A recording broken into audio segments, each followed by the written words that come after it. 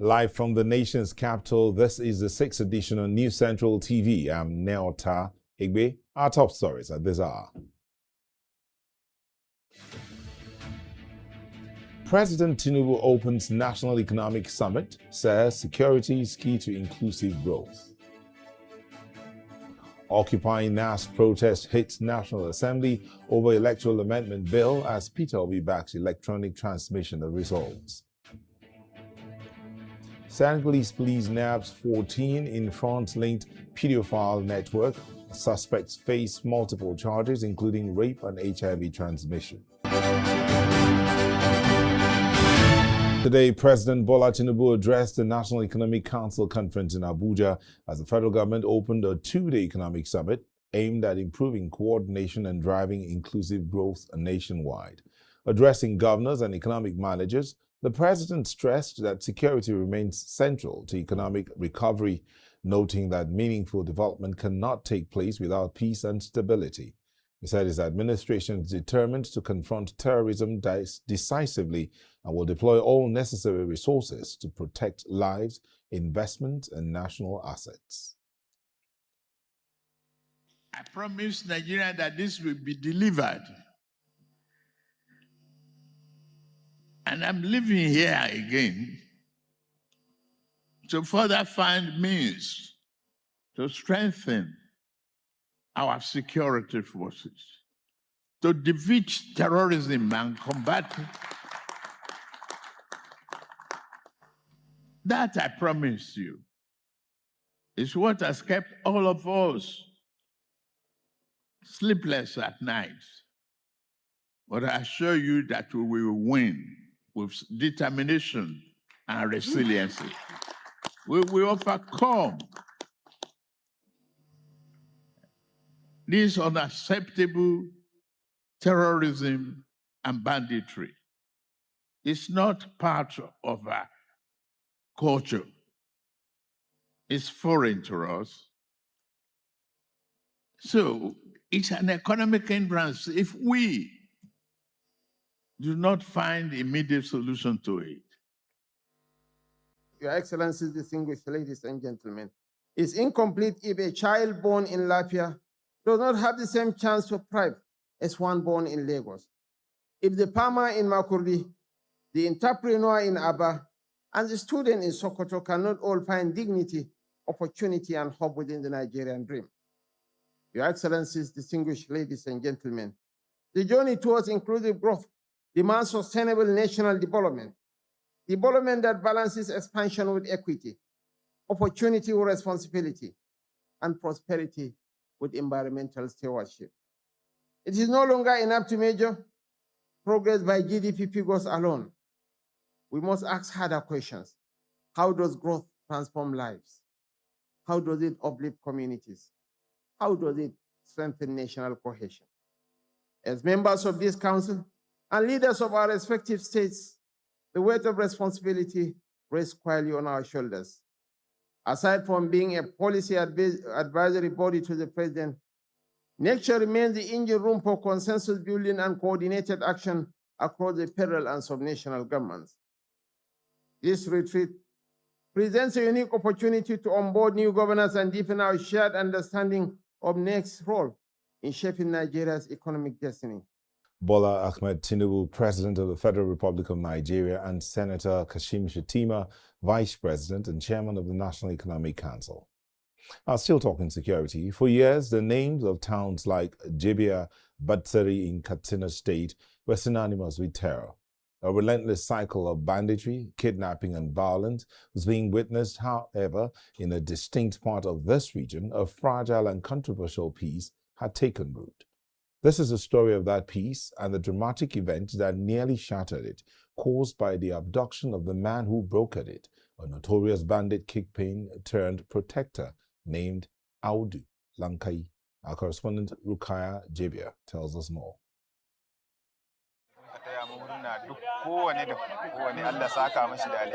Until last year, Audu Lankai was a name that spread fear, a bandit leader, a kingpin or kachalla in the local parlance, with thousands of fighters under his command across the deadly front lines of Katsina.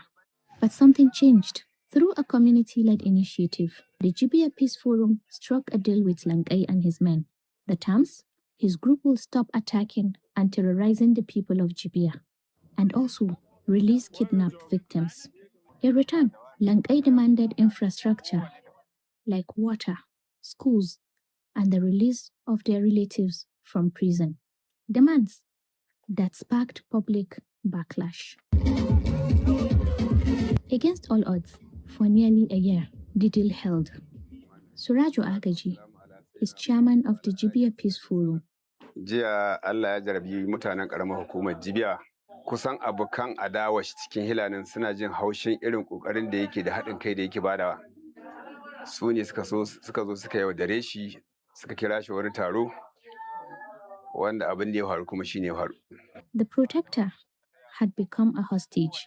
The news sent waves of fear and grief through Jibia. This was not the reaction one might expect from a bandit leader. But in these communities, Lankai's transformation had redefined him. Bandi balahin da ya da baya. Ni yanzu an ake alini ma ina cewa dan aljanna ne. Audu officer ya ba mu gudunmuwa 100%. Kai ina iya cewa ta koma 1000%. Wallahi dole duk wanda ke jibe local government da ba tsare local government dole ya ji haushi ko kuma ya ji zahin wannan labari da shi. Audu explains the one term Lankai did not fulfill, surrendering his weapons. His reason? For protection against rival bands from neighboring Zamfara and Niger. Kuma ya faɗi hujjar shi na cewa bai ya aji makaman nan ba don komai ba, saboda cikin sharaɗin da muka ga mashi ka haɗa kai da shi a zo a yaƙe mu. Amma an makami dama ba tsoron kowa ba tsoron su ake ba, makaman nan ake tsoro. Ma dama suka aje wani makaman waɗanda ba su yi da aka sulhu ba, kamar wanda makwabta namu na Zamfara da sauransu kayan su safaran su yi a banga, kaga sun san cewa ofisa da shi da shi kamar ka shiga akulki ne ka kamo kaza. Akwai wani dabar za ta yi? The anxiety over his capture by a non-notorious bandit kingpin, Bola Tinubu, was palpable on the streets of Mallamawa and Jibia. Tsakani ga Allah muna cikin tashin hankali saboda an riga an ɗauke mana jagora wanda muna jin daɗin rayuwa da shi. Saboda ɗaukar da aka yi mai gaba ɗaya yankin nan maza da mata, yara da manya, lokacin da labarin ya zo mana kuka muke yi. Ba ɗan ƙaramin yanayi ba, yara ƙanana da manya, wasu mata haka ma da ƙananan yara, kuwa ta musu yawa, wasu kuma ma kuka dai kawai suke yi. Then, a twist. Contrary to rumors of his death, Audu Lankai was freed. He returned to his community, where he was greeted not as a captive, but as a returning hero and savior.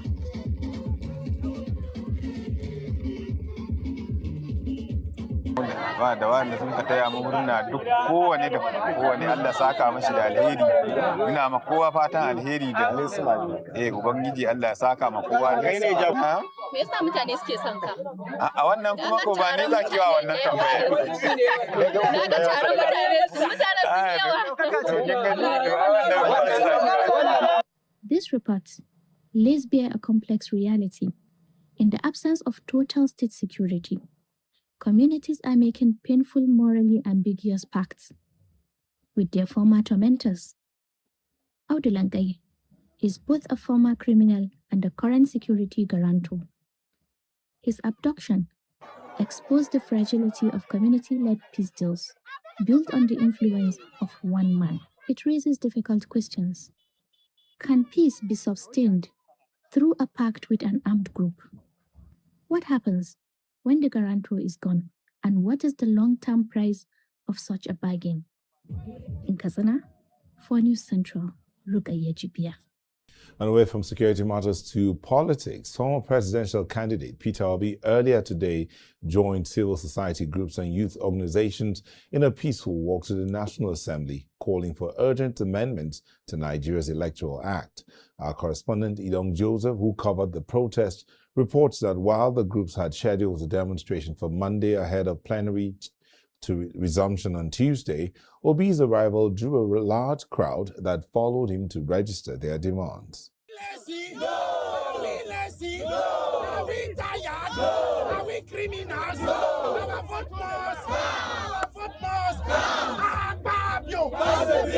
Hundreds of members of civil society organizations, including youth groups, converged on the National Assembly as early as 8 a.m., singing solidarity songs and carrying placards with various inscriptions, all demanding reforms in the nation's electoral process.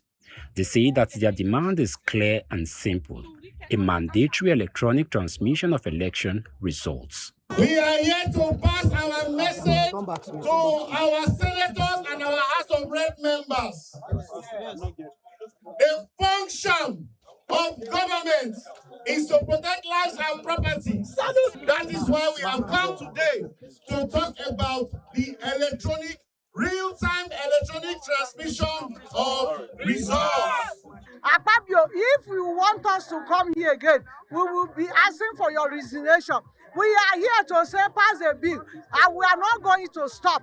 They want that retaining the existing provisions on result transmission will encourage election manipulation, adding that continued delays in concluding the reforms can weaken public trust in the electoral process. We want real-time mandatory transmission of election results.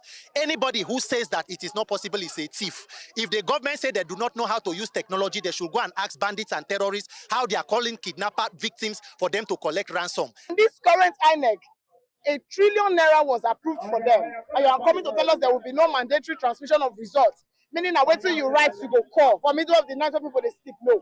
Former presidential candidate of the Labour Party in the 2023 general elections, Peter Obi, joined the peaceful work, lending his voice to the call for transparency and accountability in elections. The giant of Africa have refused to be giant in anything.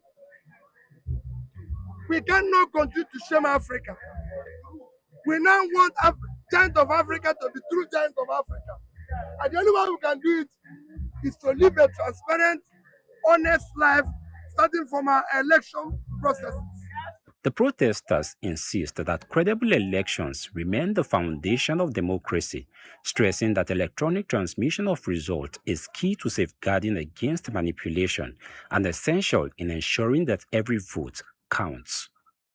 In Abuja for News Central, Idong Joseph.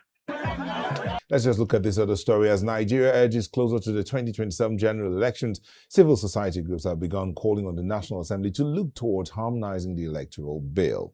At the briefing, Executive Director Semeso, Dr. Akingbulu, expressed concerns over the Senate's position on key provisions of the bill, as well as delays in concluding the amendment process. He noted that prolonged legislative action could have legal implications and undermine efforts to strengthen Nigeria's electoral system. Also speaking, Executive Director of the International Press Center, Lanre Arogundade, outlined a set of recommendations for the conference to committee, urging lawmakers to fast-track the process and resolve outstanding differences between both chambers. The protracted amendment process has created legal uncertainty that delays INEC's constitutionally mandated electoral preparations, potentially compromising the Commission's ability to conduct credible elections. Section 38(1) Electoral Act 2022 empowers INEC to issue notice of elections 360 days before the date of election. Legal uncertainty created by ongoing amendments has apparently deterred INEC from releasing the timetable for the 2027 elections, placing the Commission in potential violation of the extant law. These are our recommendations to the conference committee. Number 1, electronic transmission of results. Our second recommendation to the conference committee is this: downloadable voters' cards and compressed timelines. Our third recommendation to the conference committee restricting the filing of reports to INEC officials to activate the review of election results. We therefore recommend that the scope of persons eligible to file reports should be broadened to include political parties, candidates, accredited party agents, and observers present during collation of results. We reiterate our recommendation that the National Assembly should expeditiously conclude the amendment process and transmit the final bill to the President within 2 weeks. When 6th edition returns, we'll look at the reenacted or the amended bill that was passed this 2026 by the Senate on the 4th of February 2026. We'll look at that in details in a moment. Don't go away. Now, the Electoral Act Amendment Bill 2026 was passed by the Nigerian Senate on February the 4th, 2026. This legislation repeals and reenacts the 2022 Act, introducing several pivotal shifts while also rejecting some of the more controversial proposals. Now, remember that the House of Representatives had already passed theirs. Now, in this new amendment by the Senate, BVAS now holds full legal authority, replacing old card readers. Timelines are halved. Early voting is mandatory for officials, and name-linked registration aims to curb fraud with 5 million naira fines.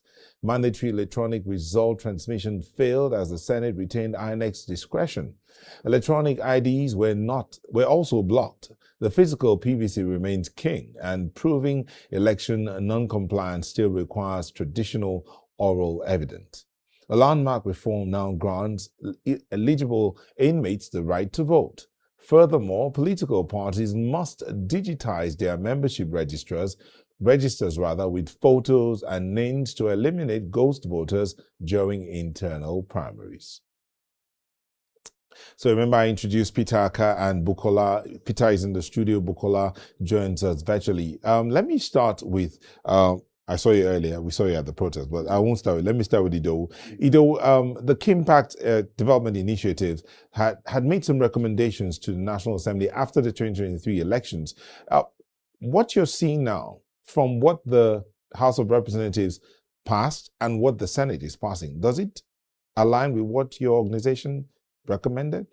So what the House of Representatives passed aligns, and that truly aligns, but the Senate just have deviated totally from what the recommendation of our recommendation, not only our recommendation, even several other civil society organizations, professional bodies, and including political parties. So basically, what Nigerians are expecting from the Senate was just a total deviation when you look at what they passed. Most especially in terms of election results, management, to be specific, election result transmission in real time.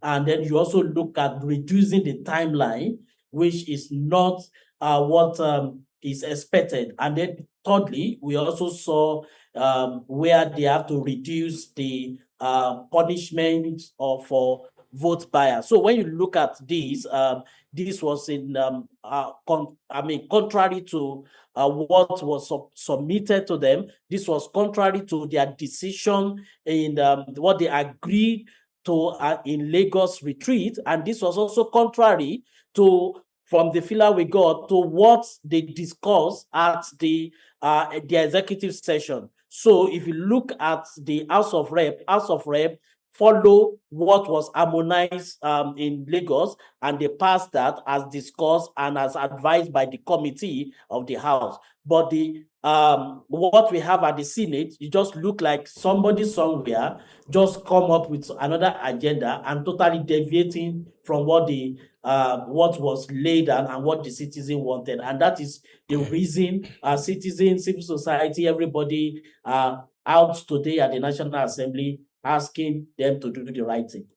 Peter, why do you think the Senate would do, as Ido described it, almost a total deviation? And some would say that what they did it's okay. I mean, the registration must be NIN linked to curb fraud, and 5 million naira for fraud, for election fraud, as a fine. It says timelines have been halved. Early voting is allowed. Mandatory. What's the other one now? I mean, eligible voters, inmates can also vote. I mean, isn't that something good? Something good. I think the answer is clear. It is just mischief.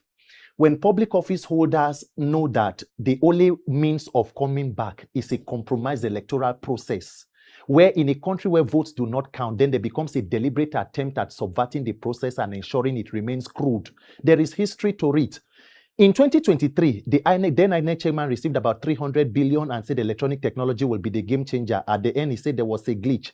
Till date, nobody knows what caused the glitch. Somehow that person retired from INEC and has been recommended or even confirmed to become an ambassador. For more than 2 years, going to 3 years, the 10th Assembly has not been able to carry out an independent overhaul of that agency to know why do we not have further glitches. Is it not simple logic that if you spend so much or commit so much resources on one task, if it fails, there should be an audit? So the fact that the entire Senate is here to be able to actualize or know exactly what caused the glitch means we are setting ourselves up for further glitches. And now the most important part of this electoral process is the process from voter registration to voting to transmission. And according to INEC themselves, the same Professor Mahmoud who wrote a position 21 paper that we need to reduce human interference, and that is why electronic technology became important. It is an idea of INEC, a project that they have carried out feasibility studies and said it is possible. But somehow, the National Assembly are the ones who are now making excuses for why it should not work. Okay. Ido, as a development initiative, you work with different regulatory agencies. If an agency has done its own feasibility study and says this is possible, that agency is an agency set up by law, and it says what we think is possible. Why would anybody not allow that agency to implement a plan that itself has looked through and said it's workable and we can do this? I mean, it's like saying, I wanted to paint the picture, hold on. It's like saying the Super Eagles have decided that they are going to play against Brazil and they will win. And this is the plan they are going to play with. And then NFF says, no, you cannot do that. You have to play this way. I mean, what's going on? So, and that is where it becomes so confusing, and then you keep wondering what exactly is going on.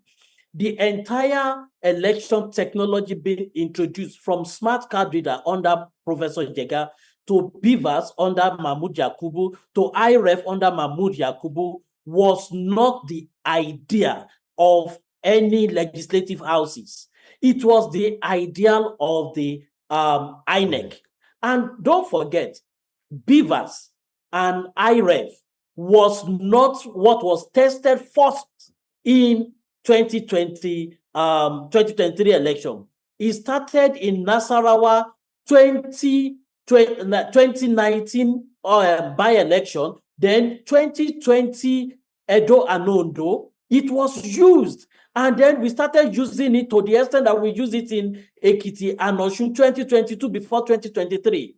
INEC knew they introduced this thing. So you keep wondering, if INEC say, look, we can do this thing, and then we can also transmit results electronically, why is it now that it is the National Assembly that is now saying, no, you can't do it, we don't have network?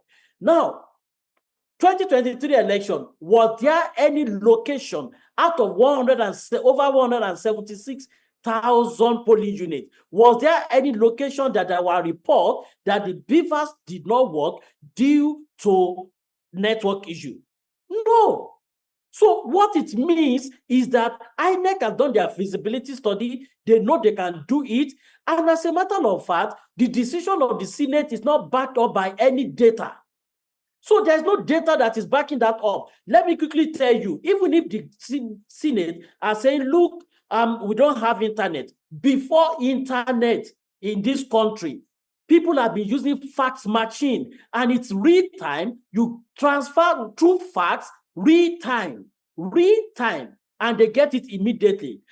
We observe US election. We observe Ghana election. US is still using fax to even transmit their result. In the District of Columbia, they use fax to transmit their results. to the central collating point so that they get it real time. Now, in Ghana, they are still using fax. And we are not even saying, come and use fax, because that is the least you can use. Because if they keep talking about, oh, there is no network. Before network, are we not sending things from Nigeria real time through fax and you get it? So that is not an excuse. So INEC has come out to say, look, they can do this. Now, House of Representatives agree INEC can do it. They pass it. 360 legislators at the House of Representatives agreed. Then you come to the Senate, they are now beginning to doubt. Come on, something is fishy somewhere. They need to let INEC do their job. I think if you are putting things in the legislation, it is the regulatory body or INEC that should come out and say, look, what you are putting here, we don't think we can do it. We don't have capacity for it. Even if INEC said they don't have capacity for it, it is their responsibility to provide budgetary allocation to develop their capacity to be able to do it. Okay. But Nigeria 2026 in 24th century cannot go back and be talking about, no, we don't have internet, we won't be able to transmit election in real. Thank you, Bukola. Peter, the Senate president, or the president of the Senate, was quoted somewhere at an event where he said, why the hue and cry that the bill is still in the process? They're not done with the bill. It's not as if they've passed it already. So why is everybody screaming? I think that the Senate president must do his best not to insult our collective intelligence as a people, because there are a lot of excesses that the 10th Senate, Nigeria has condoned from that Senate with his leadership. We still have a case of more than 210 trillion missing from NNPC with all the shenanigans that have been going on there. The current 10th Assembly is almost completely a rubber stamp. They are able to change an anthem in one day. If the president needs any loan to borrow money, even without accountability, he can get it in 5 minutes. For almost 3 years, we have been unable to get the electoral bill passed. So the Senate president is telling us that they went on holidays in December, resumed at the end of January. He came back and tried to pass a bill surreptitiously through the back door and then put the House on adjournment to resume at the end of February. Sir, we are in February 2026. Elections need to hold at least by February or March of 2027. So we are even almost late by this. So what exactly is the delay?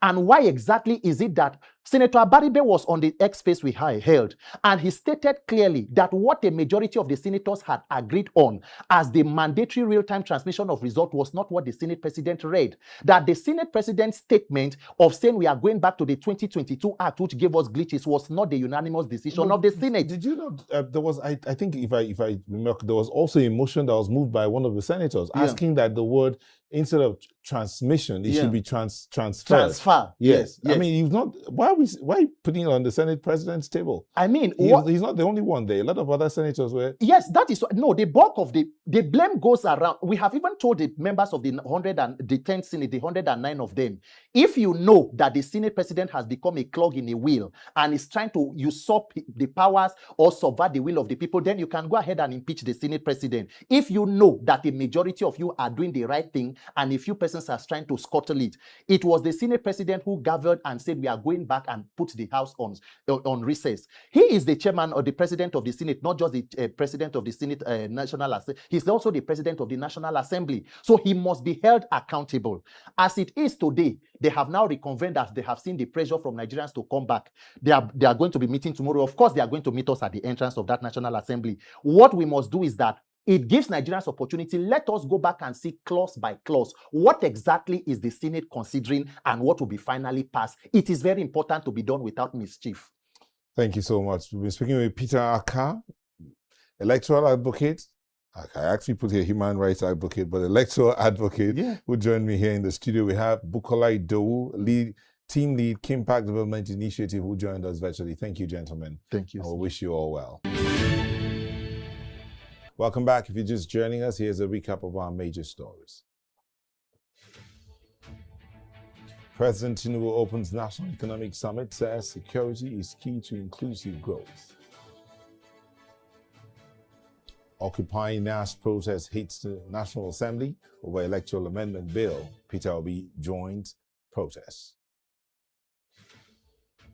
Senegal police nab 14 in France-linked pedophile network. Suspects to face multiple charges, including rape and HIV transmission.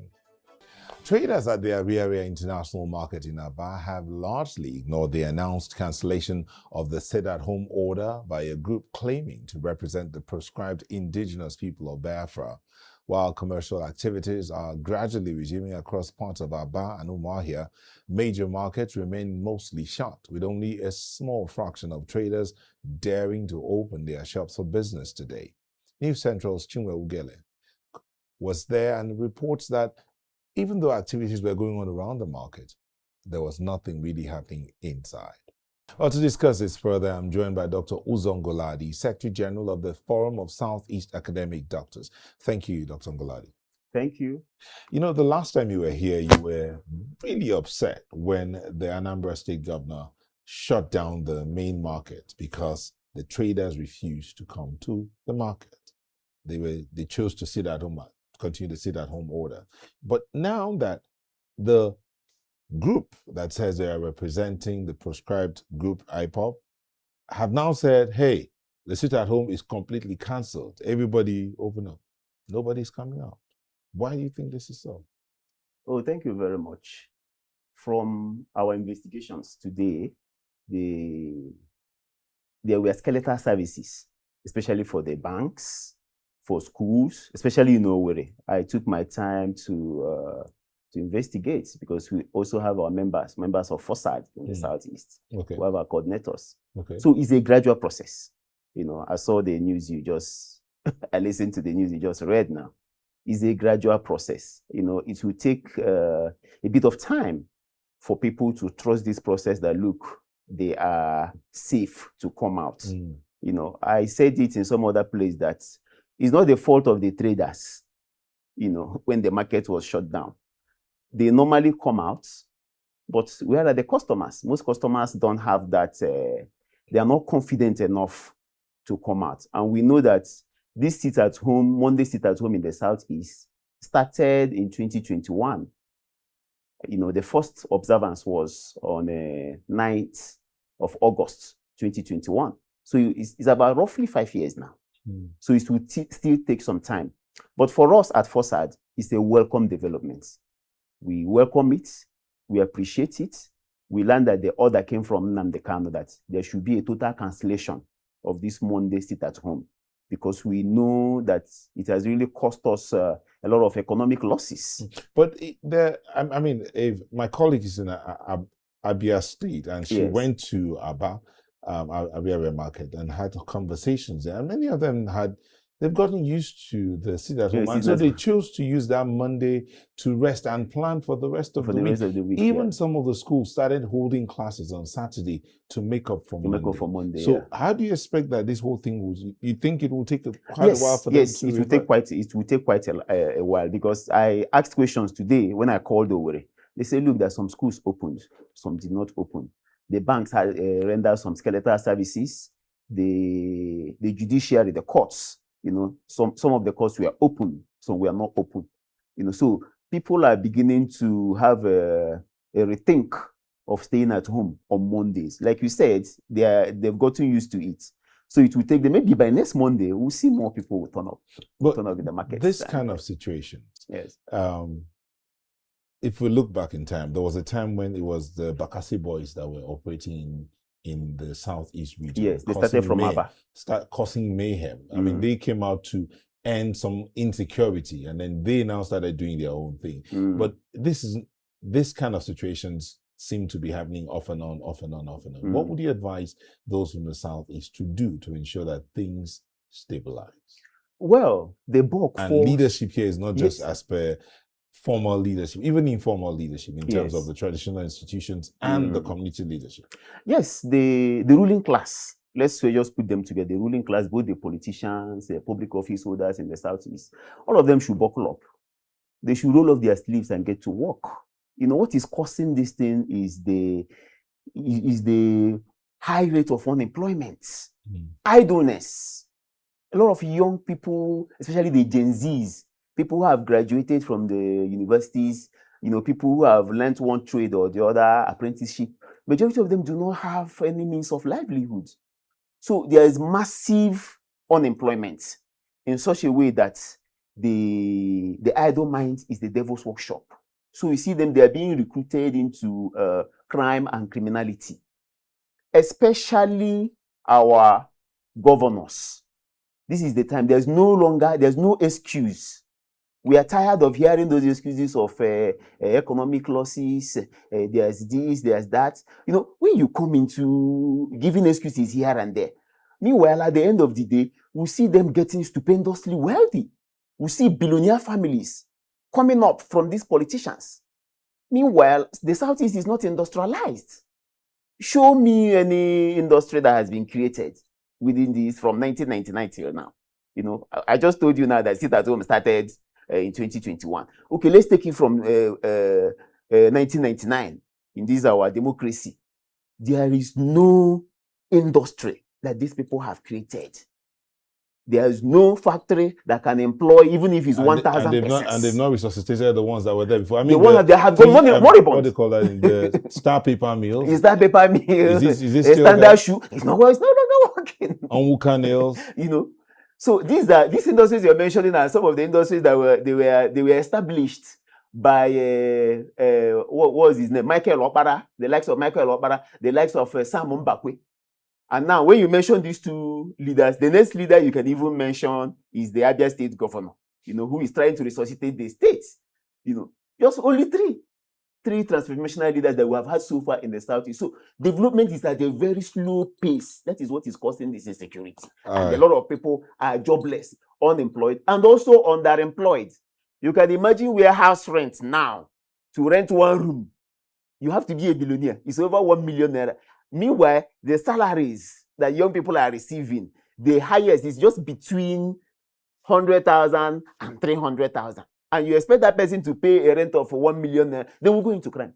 There will be high rates of crime and criminology, especially in the Southeast. Let's even leave the government at the center. Let's talk about our regional governments. We're supposed to have a seaport now that will employ and engage a lot of people. We're supposed to have a regional railway, a lot. So the bulk force on their table, let them stop blaming IPOB, blaming insecurity, blaming kidnapping. Once you create an enabling environment for people to be engaged in gainful employment, crime and criminality will drop. Thank you so much, Dr. Uzo Ngoladi, Secretary General of the Forum of Southeast Academic Doctors. We'll try to get you in one of these days to look at regional development and how that can work. Thank you once again. The pleasure is mine. Thank you for coming. Thank you very much. In Ebonyi State, staying in the Southeast, the age-long crisis between the Amasiri community and the Okporoja Idima community was recently rekindled with 4 persons allegedly murdered in cold blood. In the aftermath of the attack, the Ebonyi State government took immediate action to arrest the situation and prevent further escalation. News Central's Chingwe was in both communities and now reports. These are people's homes in Okporoja Idima Autonomous Community in Ebonyi State. Before the evening of 29th January 2026, when trouble struck, these houses were habitable. The attackers did not only destroy their homes, they also snuffed out the lives of some of their kinsmen. They invaded and started shooting. As they shooting, they even killed 5 and beheaded them lifeless here. The people allege that the neighboring community, Amasiri, in Afikpo North Local Government Area, carried out the attacks over land disputes with them. That every time they used to say that we are living in their place, they are fighting one way or the other to make sure we are out of this place. They have an agenda of displacing this place entirely, not even a boundary is the issue. They claim that they are owner of this place, which our forefathers has been here before us presently now. So what they are insinuating is that we should pack out from this place, and this place belongs to them. The attackers also touched a church in the community. In no account should somebody attack a church, and this is the second time they're attacking this church. They break down the thing, they burnt, there are 2003, they burnt it down as well. By His grace, we repaired it, and they repeated it again. I can't tell why they're attacking church. According to them, the decades of disagreement over land would have long been settled if the state government's intervention were heeded too. There was a day we went to Abakaliki, governor invited us to come and sign memorandum of understanding, which both of us went. The people of Amasere and people of Eda went together and signed that memorandum of understanding for them to come and do the boundary demarcation. The governor have already said that when the issue started on April, on 5th April 2025, the governor invited both Oborojo and the Amasre people. After that, he said that he's going to give a demarcation, land demarcation, that everybody should hold on to dry season. There are claims that the reason for the incessant fights and attacks is due to the claim by Amasri community that the land on which Okoroja Idima community occupies belongs to them. That place is Amasri land. If you go to Akai, Abuja, you see it's Amasri land. It's in Akai. So now I want government to settle the matter so that people are suffering too much.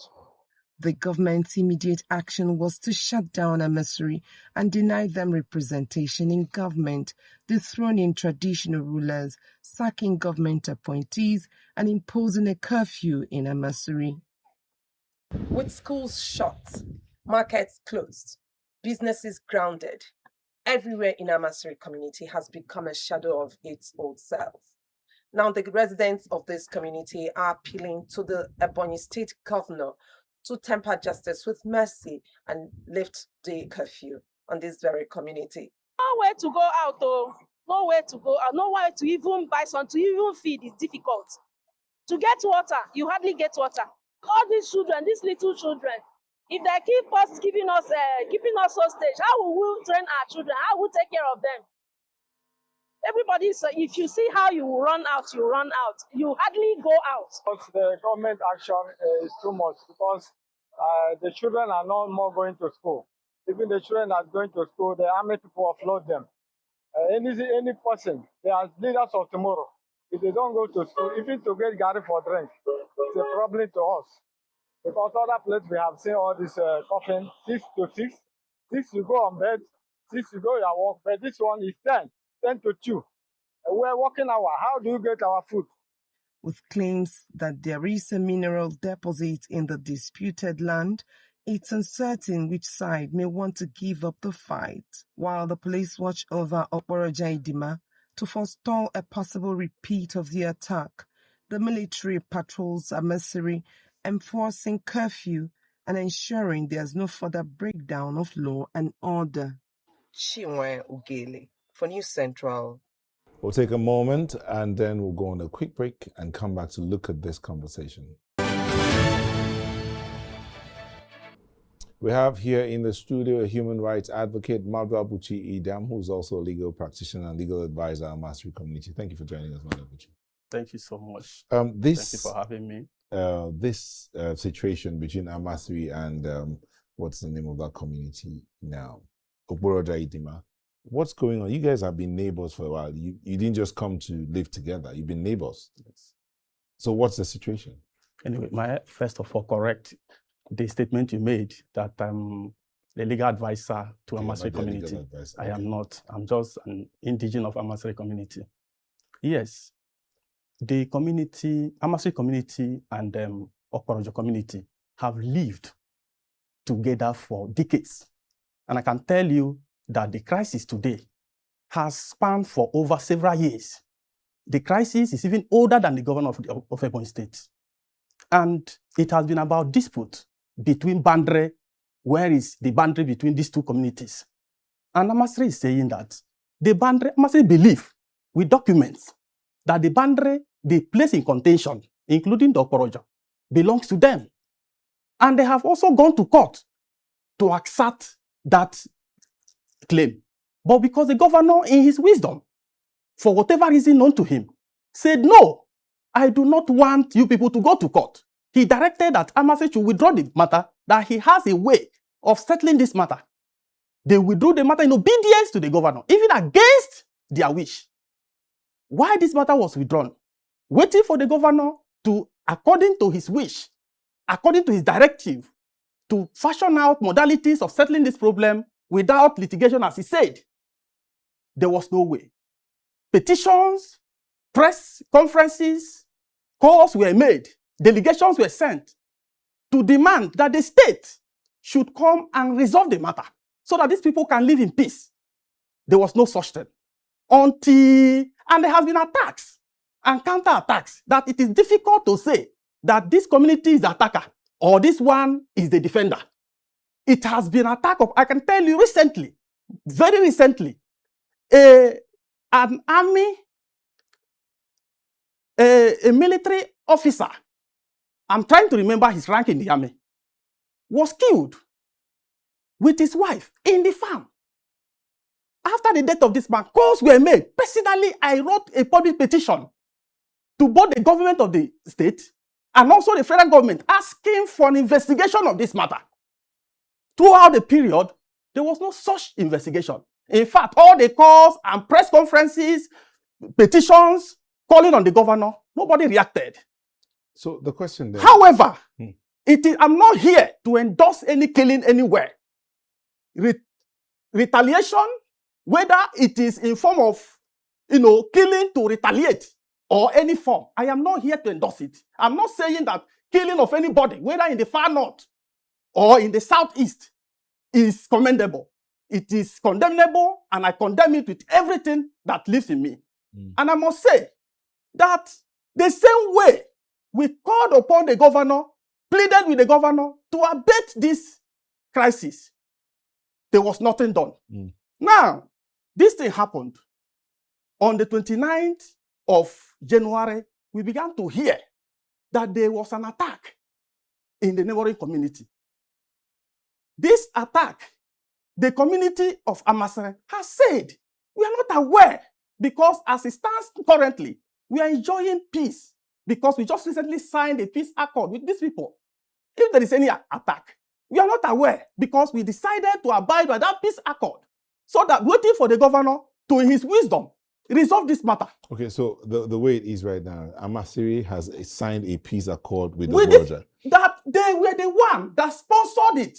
Okay, they sponsored the peace accord. This recent outbreak now, the Amasiri community is not aware who... They have said it in several fora. All right. That they are not aware of who is the attacker, who is responsible for this attack. Okay, that if the governor knows or have reason to believe that the persons who attack these people are from Amasere, he should engage his intelligence to fish them out. They can assist in that investigation. All right. That there was never a time the community sat together and agreed that somebody should go and attack another person in another community. All right. Thank you very much, Mr. Madu Abuchi, human rights advocate and citizen of Amasiri community. We'll look forward to bringing you back, maybe you and one other person from the Abuja community. Let's see how the peace pact has worked out for the children. Thank you once again. We wish you well. And the news continues in West Africa, where police in Senegal have arrested 14 people accused of belonging to a transnational pedophile network operating between Senegal and France. Investigators say the group has been active since 2017 and is accused of exploiting young boys and recording the acts for distribution. All suspects, who are Senegalese nationals, have been arraigned before a judge on charges including organized pedophilia, rape of minors, pimping, sodomy, and the intentional transmission of HIV/AIDS. Authorities say 4 of the suspects acted on the instructions of a French national arrested in northern France in April 2025, allegedly in exchange for financial payments. The arrest followed coordinated police raids in several areas of Dakar and in the city of Kaolack. And that's it on the 6th edition for today. I want to thank you for letting us be a part of your evening. Remember, we'd like to hear from you. Send your eyewitness report or comment to the WhatsApp numbers showing on your screen. Do follow us on social media. We are at News Central TV. You can watch News Central live on DSTV channel 422, GoTV channel 23, Star Times channel 274, Avo TV, and YouTube.